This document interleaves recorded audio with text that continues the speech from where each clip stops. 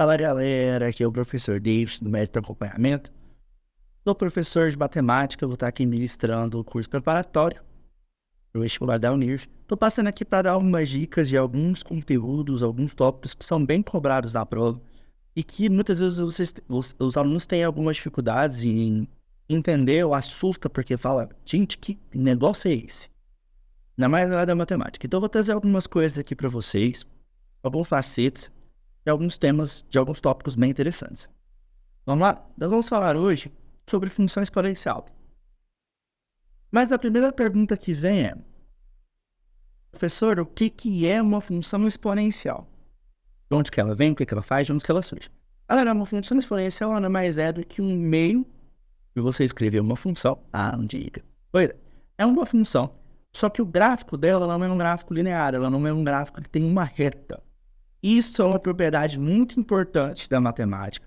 Eu posso usar para diversos aspectos, diversas ocasiões que eu vou mostrar para vocês. Mas vamos lá. Definição. Uma função exponencial é uma função que ela tem esse formato aqui, ó. Esse formato aqui. A elevado ao expoente x, onde A é uma constante e x é um expoente. Galera, quem vai alterar na minha conta? É o A? Não. É o meu x, é o meu expoente. Ele que vai alterar ali, dando sentido e dando direção para a minha função.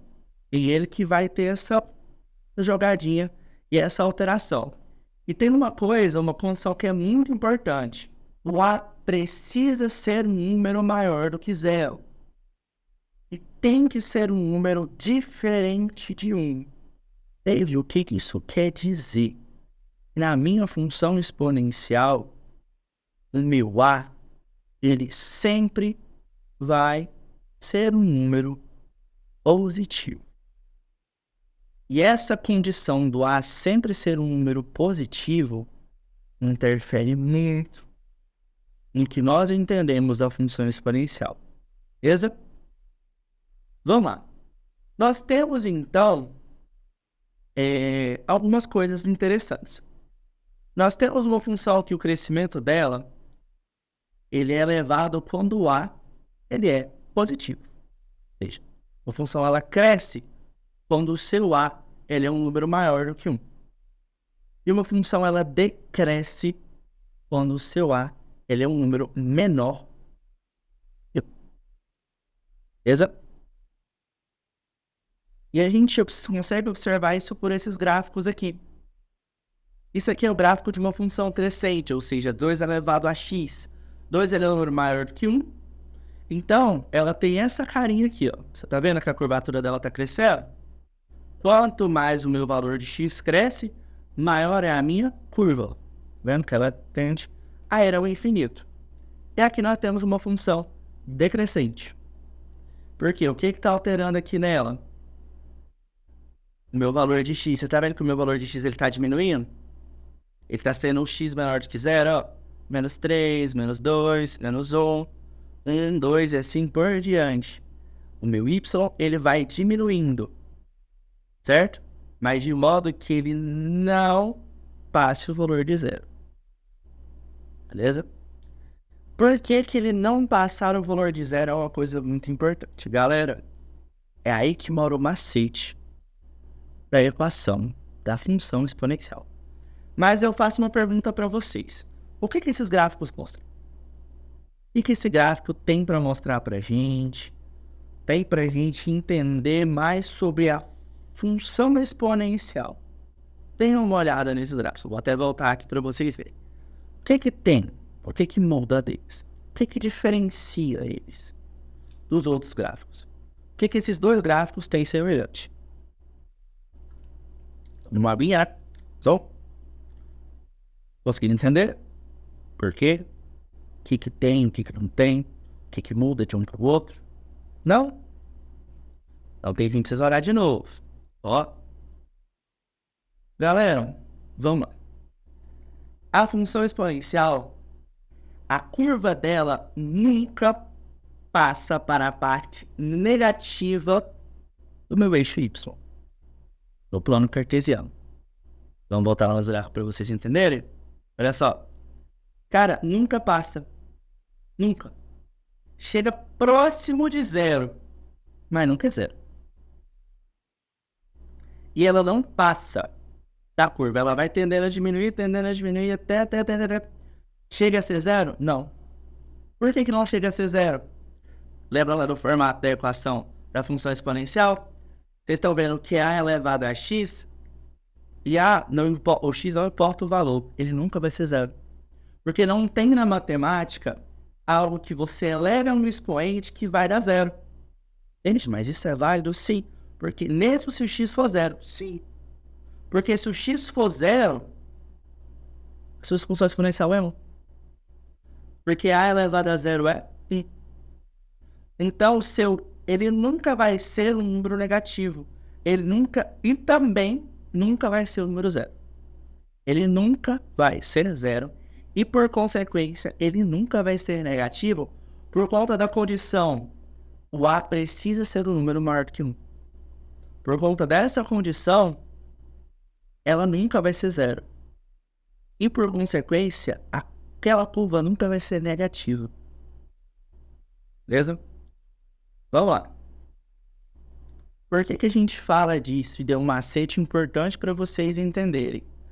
Porque se você consegue analisar isso no gráfico, você já consegue saber o comportamento da sua função exponencial. Por quê? Isso aqui, galera, vocês ganham tempo. Porque se você sabe que o A é um número maior do que 1, ou seja, 2, 3, 4, 5, 6, você já sabe que essa função cresce. E se você vê que você percebe que ela decresce quando o seu A ele está entre o intervalo 0, ou seja, ele é maior do que 0, e ele é menor do que 1. Então você tem aí um 0.5, um 0.6, 0.7, entendeu? E aí você consegue entender que a sua função decresce. E isso é um macete que você precisa ligar.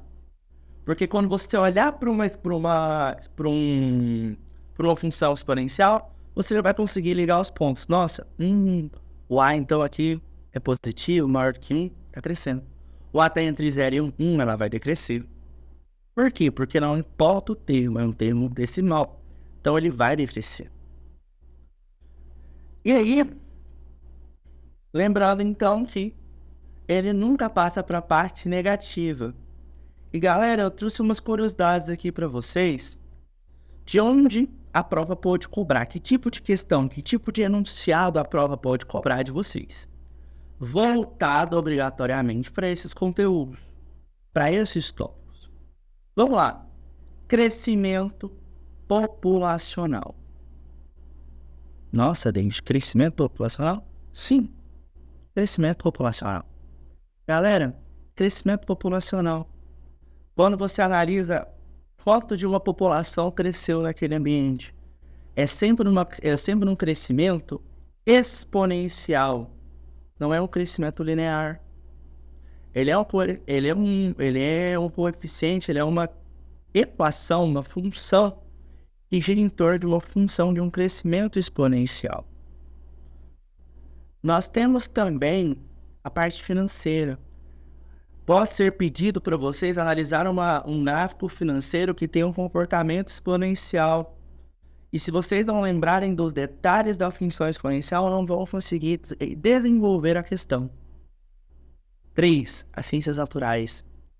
As ciências naturais utilizam bastante funções exponenciais. Cara, quando você pega ali uma função na escala Richter, coisas desse estilo são crescimentos exponenciais, certo? São crescimentos que formam essa curva exponencial, essa curva que explode para o infinito ou para menos infinito, dependendo de como que está montada a sua equação, sua função ali dentro.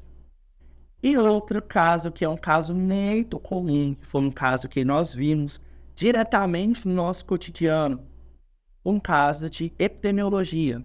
Ou seja, a gente consegue analisar uma curva de contágio de um vírus, de uma doença, baseada numa equação e numa função exponencial. Beleza? Nessa função exponencial. Vamos lá, galera. Seguinte. Vamos finalizar por uma questão para a gente finalizar bacana. Vamos lá. Nós temos que A população em milhares de habitantes estimada de um certo município daqui a X anos, a portátil dia de hoje é dada pela lei de formação. P de x igual a 80 vezes 1,2 elevado a x. Primeira alternativa que a Unir propõe para a gente. A população atual dessa cidade é de 96 mil habitantes? Resposta é não. Por quê? Quando a gente olha para cá, essa aqui é a nossa formação. P de x igual a P0, tá passando zero, igual a N na x, que é o meu fator. Só que T é igual a zero. Quando a gente substituir, vai ficar P de 0 vezes 1, que é o próprio 80. Ou seja, P de x é igual a 80 mil habitantes. Beleza? Vamos lá. Agora, para a gente finalizar aqui, letra B. Última questãozinha aqui. Galera, a população aqui há 10 semestres. 10 semestres são 6 meses. Ou seja, é um total de 5 anos. Então, eu tenho aqui 80 que multiplica 1,2 elevado a 5. 1,2 elevado a 5 vezes 80 é igual a aproximadamente, obviamente, 199 mil habitantes. Galera, são desses estilos de questão que a Unir vai cobrar vocês da prova, nesse modelo de questão, ok? Então, se vocês quiserem conhecer mais, acesse aqui a nossa plataforma. A gente tem um curso preparatório para a prova da Unir, com esse, com outros conteúdos que vão ser bastante proveitosos para vocês em todos os aspectos. Lembre dessas dicas de como que funciona, como que se analisa um gráfico e como que se resolve mais ou menos a questão. E vocês vão poder gabaritar essas questões da prova. Se vocês quiserem saber mais, é só acessar nossa plataforma e no nosso curso. Obrigadão, galera!